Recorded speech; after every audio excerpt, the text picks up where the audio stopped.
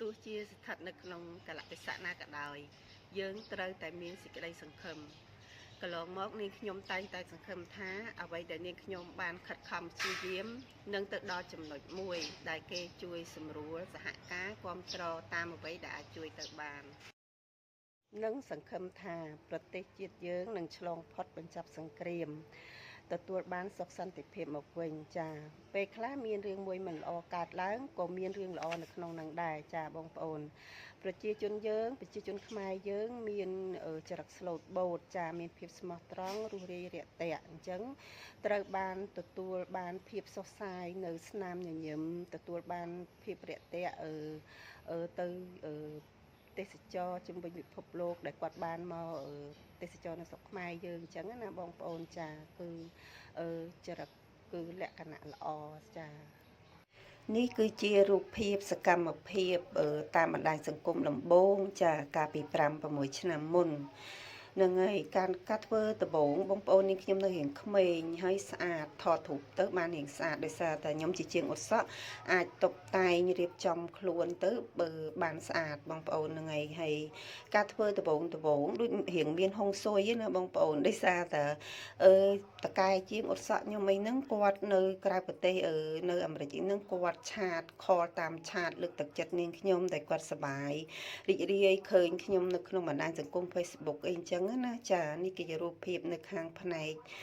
ចូលរួមខាងអចលនទ្រព្យបងប្អូនហ្នឹងហើយកាលនោះបងតកែឧស្សាហ៍ហ្នឹងគាត់ខលមកគាត់សើចគាត់រីករាយនៅនិយាយមកខ្ញុំថាឃើញខ្ញុំធ្វើអីអញ្ចឹងណាហើយដល់ពេលតកែម្ចាស់ផ្ទះខ្ញុំហ្នឹងក៏គាត់សប្បាយចិត្តគាត់និយាយទៅគាត់រីករាយជាមួយនឹងការងាររបស់ខ្ញុំដែលខ្ញុំចេញផ្លាយពីជាងឧស្សាហ៍អញ្ចឹងណាដោយសារវិបត្តិឧស្សាហ៍វិបត្តិជំងឺ Covid ហ្នឹងនេះគាត់ដែលធ្វើឲ្យកាំងអត់មានប្រាក់ចំណូលអត់មានភ្ញៀវដោយសារមនុស្សខ្លាចគ្នាខ្លាចឆ្លងជំងឺអត់ហ៊ានចូលមកធ្វើអញ្ចឹងណាហើយកាលនោះនេះទៅឡាយទៅអីនឹងបងប្អូនហើយចេញសកម្មភាពច្រើនជាងគេចាហើយអញ្ចឹងទៅគាត់រីករាយនឹងអ្វីដែលខ្ញុំធ្វើគាត់ថាចេញទៅក្រៅខ្លះទៅកុំឲ្យនៅតែកន្លែងពេកអញ្ចឹងខ្ញុំសប្បាយចិត្តតែបន្ទាប់ពីនឹងមករឿងអវិជ្ជមានរឿងអកុសលក៏មានកើតឡើងចាដោយសារតនៅក្នុងគាត់ប្រតិកម្មមិនចូលចិត្តមិនស្របគ្នាប្រឆាំងគ្នារហូតដល់មានបញ្ហាគ្រួសាររៀងខ្លាំងចាអាចថាមកពីគាត់បារម្ភពីគ្រួសារបារម្ភពីប្រពន្ធបារម្ភពីសុវត្ថិភាពការងារបងប្អូនម្នាក់ចង់រកដំណោះស្រាយដើម្បីប្រាក់ចំណូលអាចថាសកម្មភាពថ្មីខេងលោអាច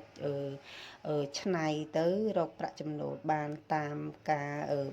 ប្រព័ន្ធ social media អញ្ចឹងណាតែ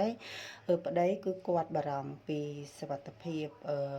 ដូចបាននិយាយមិញអញ្ចឹងហើយក៏អត់ដឹងថាបារម្ភអីផ្សេងទៀតយើងក៏អត់ដឹងដែរចាហើយរហូតតស៊ូរហូតដល់